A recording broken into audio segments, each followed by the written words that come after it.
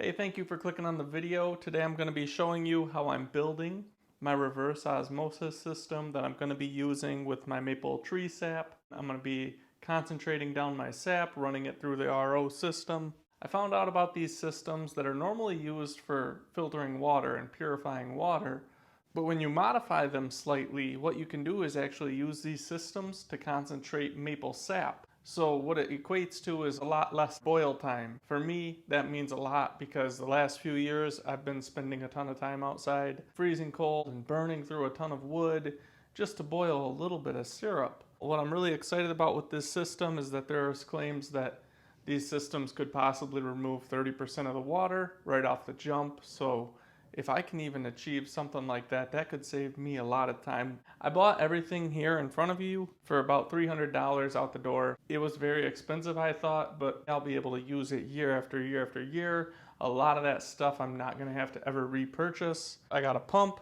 I got a pre-filter, I have 3 reverse osmosis filter membranes, pressure gauge, tubing, fittings.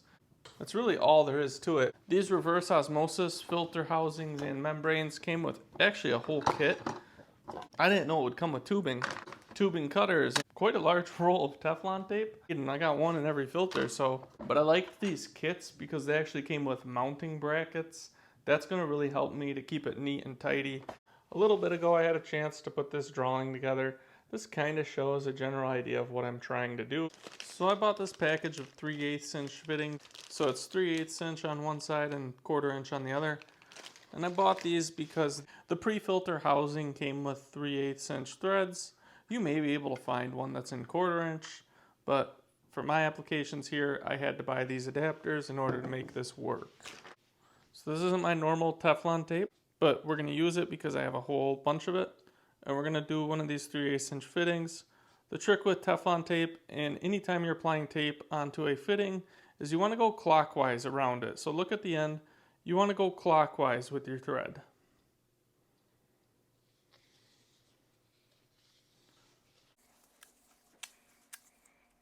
I've never used this thread, so I just want to be careful and cautious, and I want to make sure I have enough.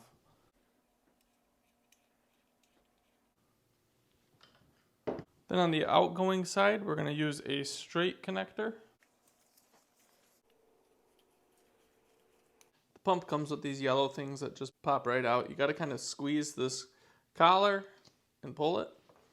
It comes with its own adapters.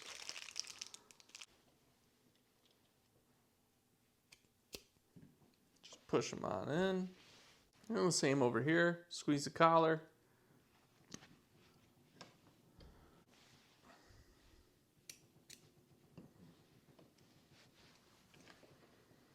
Now on the pump, make sure you get the flow right. There's a little arrow that tells you the direction it's going.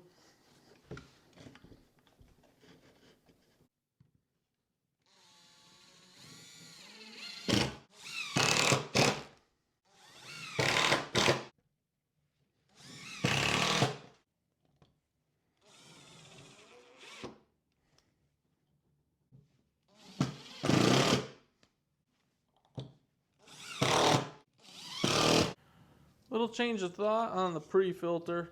What I'm actually going to do on the pre-filter is put 2 straight connectors on. I initially had put the elbow on it.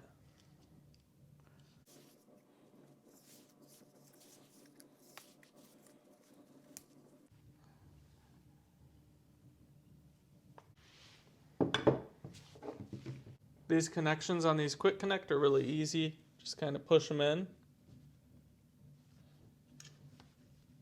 Oh.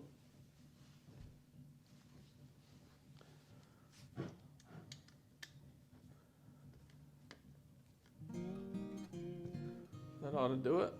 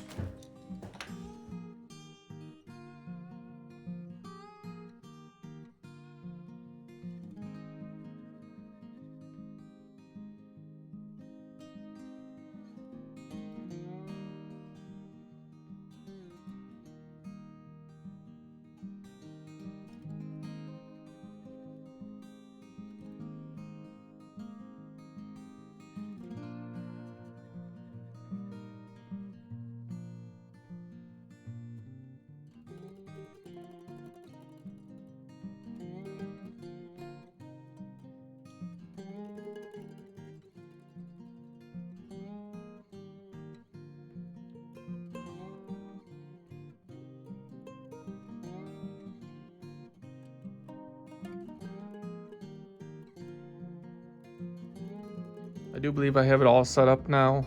I got to put a tube here. This tube will feed in the sap, and from there it will pump to the pre-filter. From there it pumps into the first RO membrane.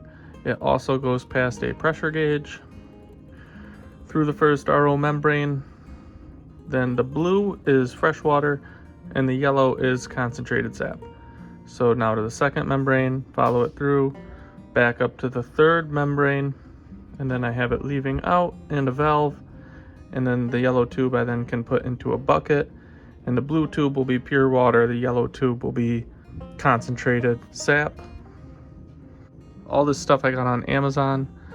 I got the pump, I got the housing, the filter, everything. I'll leave a link in the description below if you want to check it out for yourself. And then stick around, follow our channel, check it out. We're going to be running this for the first time in the next coming weeks once the weather gets to that premium time. There's a pressure gauge, and I'm going to actually secure it a little bit. And I'm going to put it on I'm going to put a stand on it too so that it can stand up. And then I got to secure the transformer. I'll also leave a video to some videos that I liked and that I found helpful of other people building these. I'm really hoping that this cuts down on my boiling time and saves me the effort, the wood, and just all around create a lot more maple syrup.